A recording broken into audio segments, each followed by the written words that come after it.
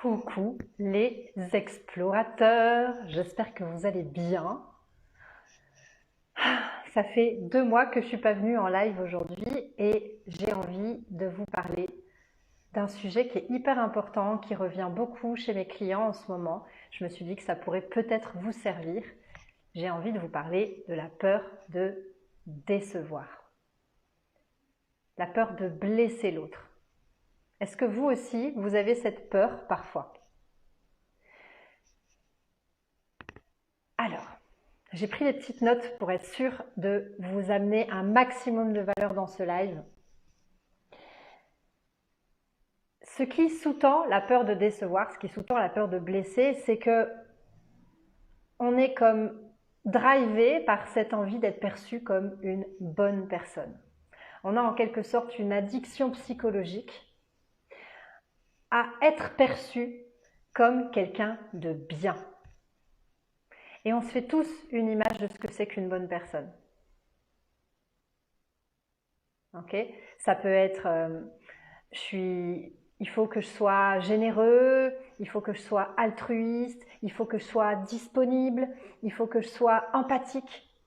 Et dès qu'on s'éloigne de ces traits de caractère, il y a l'ego qui pointe le bout de son nez et qui va comme essayer de reprendre le contrôle du schmilblick. Qu'est-ce qu'il va faire l'ego? Il va émettre des protections et cette protection, elle prend la forme de l'auto-jugement. Parce qu'il faut savoir que l'auto-jugement, à la base, c'est pas quelque chose qui est censé être un ennemi. L'auto-jugement, ça a une intention positive. À quoi ça sert? Ça sert à nous remettre sur le cap de la bonne personne pour qu'on soit aimé, en tout cas qu'on ait une chance d'être aimé et pour que surtout on ne soit pas rejeté par la personne concernée. Donc cet auto-jugement, il va nous dire ça c'est bien, quand tu es empathique c'est bien, quand tu écoutes l'autre c'est bien, quand tu fais plaisir à l'autre c'est bien. Par contre, quand tu passes pour une égoïste, c'est mal. Quand tu n'es pas disponible pour l'autre, c'est mal. Quand tu penses à ta gueule, c'est mal. Okay? Donc, l'ego, il va voir la vie à travers le filtre de la dualité. Il va séparer les choses et il va faire des catégories. Bien, mal. Et dès qu'il va avoir les petites antennes qui captent que je suis en train de faire quelque chose qu'il juge de mal, il va comme contracter le système et il va faire qu'on va s'éloigner de ce que l'on aurait fait si ça n'existait pas, ces notions de bien ou de mal. Donc, quand j'ai cet auto-jugement, qu'est-ce qui se passe? J'imagine que vous aussi, ça vous arrive de vous auto-juger. Hein, je vois qu'il y a Luce qui est connectée. Est-ce que toi aussi, de temps en temps, tu te juges de ne pas bien faire les choses, de ne pas être une bonne personne? Quand on se juge, on va vivre de la rumination, ça va faire du bruit dans notre tête. On va vivre de la contraction, on va vivre de la crispation, on va comme avoir une forme de compression, on va moins bien respirer, on va être plus tendu. Et on va se mettre à agir, non pas à partir de ce qui fait sens pour nous, mais à agir de l'espace de la peur. Donc, on va faire quoi? On va commencer à vouloir faire plaisir à l'autre, on va commencer à mettre nos propres besoins et nos propres limites sous le tapis et on va comme injecter les valeurs de l'autre dans notre vie et dans nos comportements. Ça, c'est ce qu'on va faire à partir de l'ego, de la peur ou d'un système nerveux qui a appris que quand j'étais pas sage, eh ben j'étais punie. Parce que ça nous vient de loin, ces histoires-là. Hein, c'est quand on était enfant, on a construit tout un système dans lequel on a trié ce qui est bien et ce qui est mal. Ok, décidément j'ai la frange qui me gêne. Bref, donc Quand on tient à quelqu'un, quand on aime quelqu'un, on a deux voies possibles quand on est en réaction face à ce qu'il fait ou à ce qu'il nous demande. Soit on va dans son sens, soit on est suffisamment aligné, on est suffisamment ancré pour tenir l'inconfort de la potentielle déception qu'il pourrait vivre, et on a comme cette capacité de dire des vrais oui quand on a vraiment l'énergie pour dire oui, quand on en a vraiment envie, quand on a un désir, soit de dire des vrais non. Non, là je suis pas dispo. Non, là ça m'intéresse pas. Non, là tu comptes beaucoup pour moi, mais j'ai pas envie de venir à ton anniversaire. Alright? Et c'est important de comprendre que dans cette deuxième option, souvent on dit oui, mais je vais décevoir l'autre. C'est pas possible de décevoir l'autre. Ça ne nous appartient pas qu'il se sente déçu. Parce que la déception, ça dépend de nos perceptions. Ça dépend du lien que l'on a fait entre ce que fait l'autre et ce que nous, on attend. Je donne souvent cet exemple à mes clients. Imaginons, j'ai 2 copines et j'oublie l'anniversaire de ces 2 copines. Ok? Donc, quelques semaines après, je les ai au téléphone. Il y en a une qui est hyper froide, qui me répond avec un petit air ouais, super, ouais. Et puis à un moment donné, elle me dit ouais, moi je suis super déçue, t'as oublié mon anniversaire, franchement, t'as déconné, je me sens hyper blessée. Et puis il y a l'autre copine, quand je l'appelle, ah ça va ma poulette, ça fait longtemps que je t'ai pas eu, ah ouais, je suis désolée, j'ai oublié ton anniversaire. Oh mais on s'en fout, c'est pas important ça, je sais que tu penses à moi, enfin no stress. On est bien d'accord que c'est pas mon comportement qui a généré l'émotion de chacune de ses copines, que c'est la façon dont elles ont perçu ce que j'ai fait qui a généré ce qu'elles ont ressenti. Et ça, c'est hyper important de le comprendre parce que vous pourrez faire de votre mieux à chaque instant. Il y aura des gens autour de vous qui vont se sentir déçus, qui vont se sentir blessés parce que vous agissez comme vous agissez, parce que vous êtes qui vous êtes, et parce que dans leur perception, dans leur façon de regarder les situations, ils se sentent blessés. Ça peut raviver des blessures d'enfance, ça peut comme générer une insécurité en eux, mais cette insécurité ne vous appartient pas. Les perceptions de l'autre ne vous appartiennent pas. Vous ne pouvez rien faire par rapport à ce que l'autre ressent. Est-ce que déjà c'est clair ce que je vous raconte?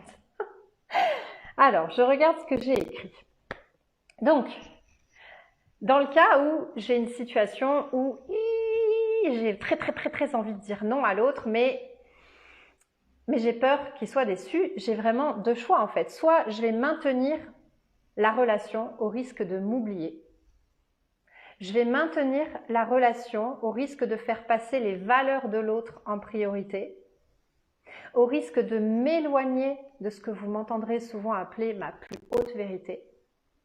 Soit je vais choisir d'avoir la vie qui m'inspire, je vais choisir d'être qui j'ai envie d'être et je vais répondre comme j'ai envie de répondre et je vais me tenir prête à assumer les conséquences de ma réponse.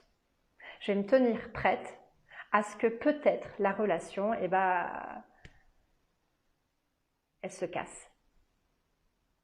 Mais c'est une vraie question. Est-ce que je préfère maintenir des relations qui m'éloignent de qui j'aime être, qui me prennent de l'énergie, qui font que je suis tout le temps en train de marcher sur des œufs, tout le temps en train de me dire « Ah ouais, mais est-ce que je peux lui dire ça comme ça ?» Ou est-ce que je préfère entretenir des relations qui m'aident à grandir qui j'ai envie d'être, qui m'aident à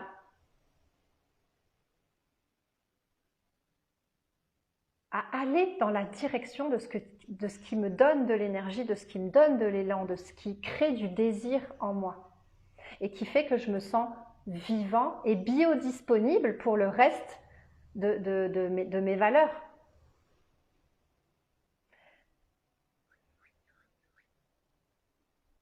Il y a un truc qui fait qu'on a très peur de blesser l'autre, c'est que, ou en tout cas de faire des choses qui feraient qu'il se sente blessé, c'est qu'on a la croyance que le fait que l'autre se sente blessé, c'est un problème. Ça veut dire quoi? Ça veut dire qu'on a l'illusion que se sentir blessé, ça a plus d'inconvénients que d'avantages. Le truc, c'est que c'est pas vrai. C'est pas vrai. Dans chaque situation, il y a autant d'avantages que d'inconvénients. Regardez, je vais vous inviter à faire un truc. Vous allez regarder dans le passé. J'imagine qu'il y a déjà des gens qui ont agi de façon à ce que vous vous sentiez blessé. Ou de façon à ce que vous vous sentiez déçu. Right? Donc vous allez revenir dans ce moment-là et vous allez observer qu'est-ce que ça a fait bouger en vous. Parce qu'une émotion, c'est fait pour créer du mouvement. Donc c'est quoi le mouvement que ça a généré en vous, le fait de vous sentir déçu ou le fait de vous sentir blessé? Ça a peut-être été l'opportunité de revenir à vous et de vous reconnecter à votre propre sécurité intérieure. Ça a peut-être comme forcé le fait de donner de la consistance à votre estime de vous redonner de la valeur, de vous prioriser. Peut-être que jusque-là, vous vous interdisiez de dire non à cette personne et qu'à partir de là, vous vous êtes dit, puisque elle me dit non, et moi aussi, je vais penser à ma gueule. Moi aussi, je vais être égoïste. Peut-être que ça vous a obligé à embrasser votre facette égoïste. C'était peut-être l'opportunité d'apprendre à communiquer différemment, d'être plus clair sur vos besoins, sur vos limites, sur vos ressentis. Ça a peut-être fait du tri aussi, tout simplement, dans vos relations, ce qui a laissé de la place pour d'autres relations. Est-ce qu'il est possible que ça ait créé de la complicité avec une tierce personne? Parce que vous avez appelé l'autre, « Ah, elle a fait ça, tu te rends compte, elle m'a dit ça, gna gna gna. » Et l'autre a dit, « Ouais, c'est vrai, mais elle est grave. » Et hop, ça a renforcé une autre relation à un autre niveau. Donc, je regarde ce que j'ai écrit pour être sûre de rien oublier.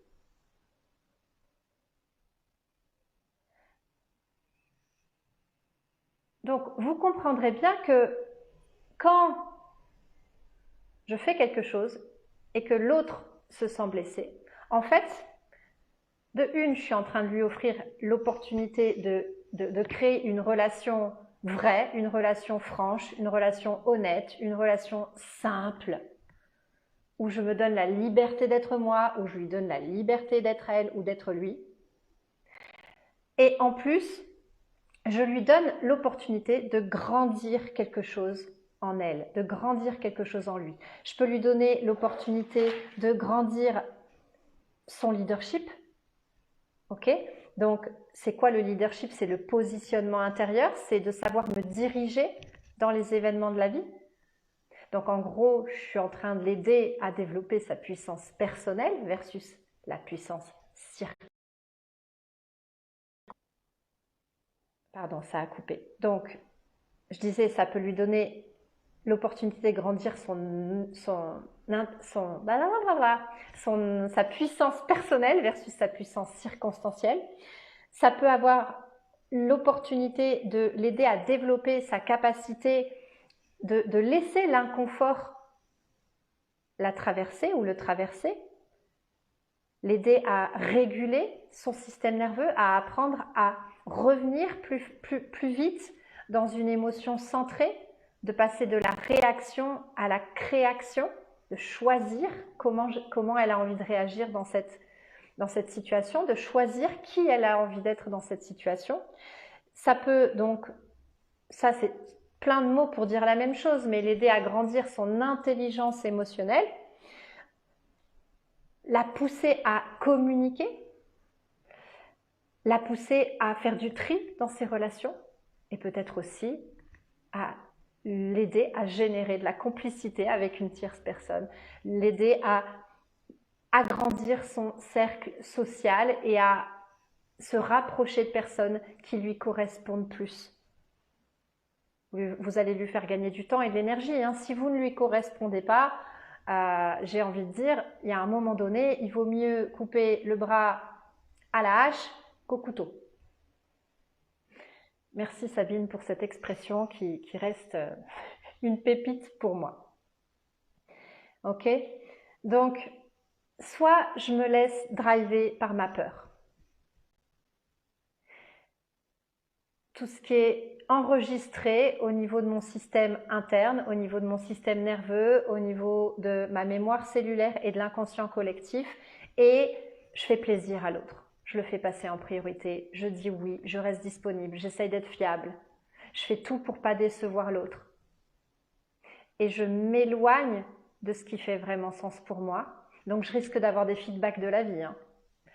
Et les feedbacks de la vie, il y a plusieurs sortes. Il y a les feedbacks psychologiques, donc je vais avoir moins d'énergie dans ma tête, je vais ruminer, je vais faire des déprimes, je peux aller jusqu'à la dépression. Il y a des feedbacks physiologiques, donc je vais avoir mal au dos, je vais souvent avoir mal à la tête, je vais être fatiguée, je vais avoir envie de rester au lit, je vais plus avoir de motivation. Soit je vais avoir des feedbacks relationnels, je vais me mettre à avoir plus de conflits avec plus de gens, je vais attirer des personnes qui ne me correspondent pas du tout, qui vont bien m'apprendre que c'est important d'être égoïste. Et je peux avoir un dernier type de feedback qui est les feedbacks de la vie, où je vais avoir des accidents, je vais avoir des trucs qui marchent pas dans l'administratif, des objets qui se cassent, et ça se répète. C'est juste la vie qui essaye de me rendre service et qui me dit « Eh oh, Lucy Joy, je crois que tu es en train de réprimer ta part égoïste parce que tu as peur d'être perçue comme une mauvaise personne et du coup, tu es en train de faire des choses qui ne sont pas alignées à qui tu as envie d'être. Reviens au centre, bordel de...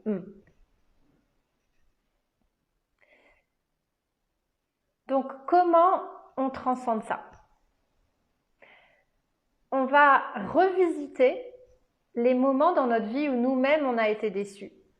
Et on va voir comment ça nous a nourris, comment ça nous a apporté, comment finalement c'était la meilleure chose qui pouvait nous arriver de nous sentir déçus à ce moment-là.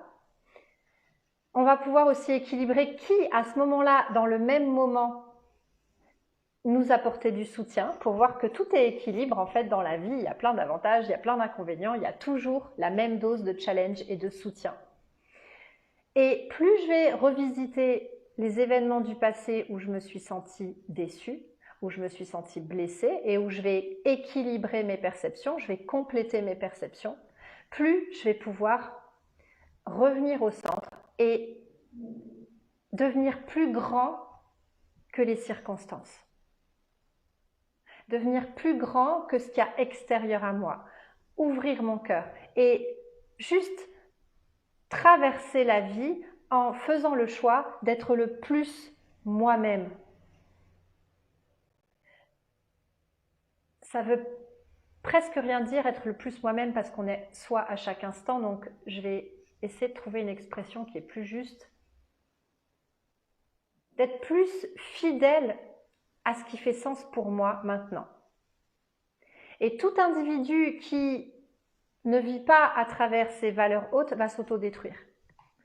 Donc, plus je vais réprimer des parts de moi par peur d'être rejetée, par peur d'être abandonnée, par peur d'être trahie, plus je vais avoir la compulsion inverse. C'est-à-dire que plus je vais réprimer mon égoïsme, plus je vais attirer des situations qui vont m'obliger à être égoïste.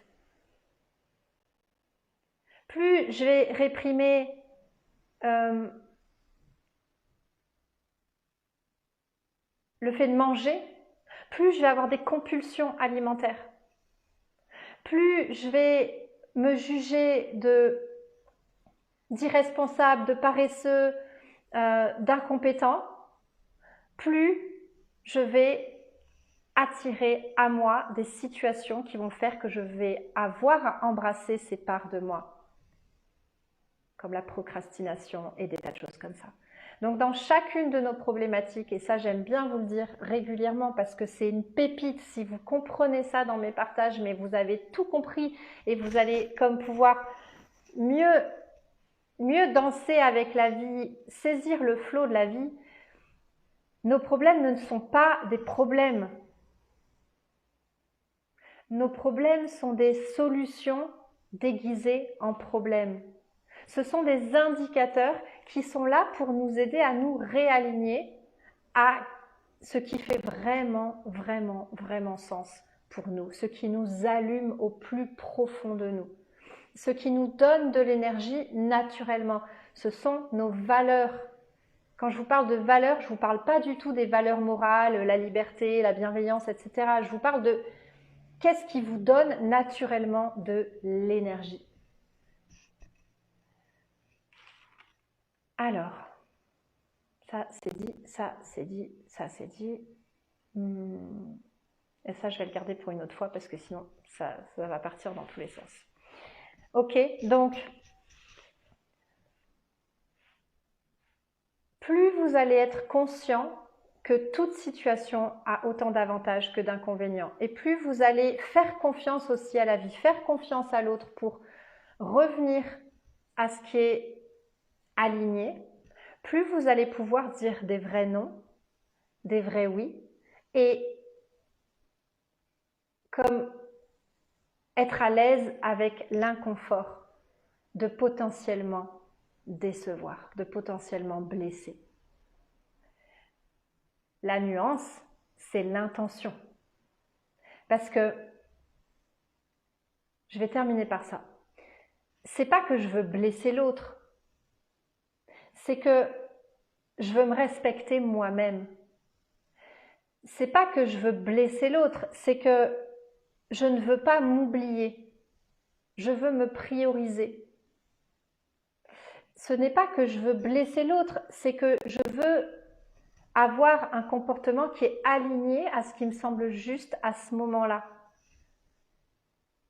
Je veux honorer la vie qui passe à travers moi. Je veux pouvoir être libre d'exprimer chacune de mes facettes, chacun de mes traits de caractère et être aimée pour qui je suis, pas pour qui je me force à être. C'est pour ça que quand on dit la nature revient au galop, c'est si je me force à vivre selon les règles du jeu de quelqu'un d'autre, que ce soit mes parents, la société, mon ami, mon amoureux, mon boss, il y a un moment donné où mon système, il va comme montrer des signes d'autodestruction qui viennent m'indiquer que je ne suis pas sur mon chemin en fait. Je suis en train de me demander d'être quelqu'un d'autre. Et je ne sais pas vous, mais moi, je n'ai pas envie de perdre de l'énergie à vouloir plaire à tout prix, sachant que de toute façon, c'est un combat qui est perdu. C'est une bataille qui est morte directe. Je ne plairai pas à tout le monde en étant qui je suis dans ma complétude. Donc, je ne suis pas en train de vous dire de forcer les traits de caractère que vous n'aimez pas, genre au premier encart, de dire ouais alors moi je te préviens, je pète au lit, je mange pas de gluten, pas de lait, pas de machin, pas de truc, pas de bidule, j'aime pas les gens qui font ci, j'aime pas les gens qui font ça, j'ai un TOC aussi, et puis je n'ai aucun jugement sur tout ce que je viens de citer, mais ne faites pas la liste de tous vos défauts, c'est-à-dire les traits de caractère que vous jugez négatifs tout de suite, hein, vous n'êtes pas obligé de vous couper l'herbe sous le pied, mais comme venez mettre, vous, de l'amour dans vos différentes facettes et autorisez-vous à juste vous montrer dans un maximum d'authenticité, d'honnêteté, de simplicité. Voilà, c'était Lulu's, comment on dit? Le retour de Lulu. Je voulais parler en anglais, mais c'est mort, j'ai la tête qui est partie en live. Si ce live vous paraît intéressant, que vous avez l'impression que ça peut comme servir quelqu'un, n'hésitez pas à taguer en commentaire une personne qui pourrait bénéficier de ce moment, de ce partage. Moi, je ne sais pas quand est-ce que je vous retrouve en live. Je fais des partages de Lulu sur Telegram quotidiennement, donc j'ai vraiment un espace dans lequel je transmets 5 jours sur 7 des pépites comme ça. Et ici, j'ai envie quand même de continuer à vous offrir des tips. Donc, je vous invite à m'écrire en MP si vous avez un sujet qui vous intéresse particulièrement, à me dire ce qui vous ferait plaisir que j'aborde dans Cap sur soi-même. Et puis voilà, j'arrête mon blabla. Prenez bien soin de vous. Prenez bien soin de vos pensées et moi je vous retrouve bientôt, déjà au moins à travers mes publications écrites.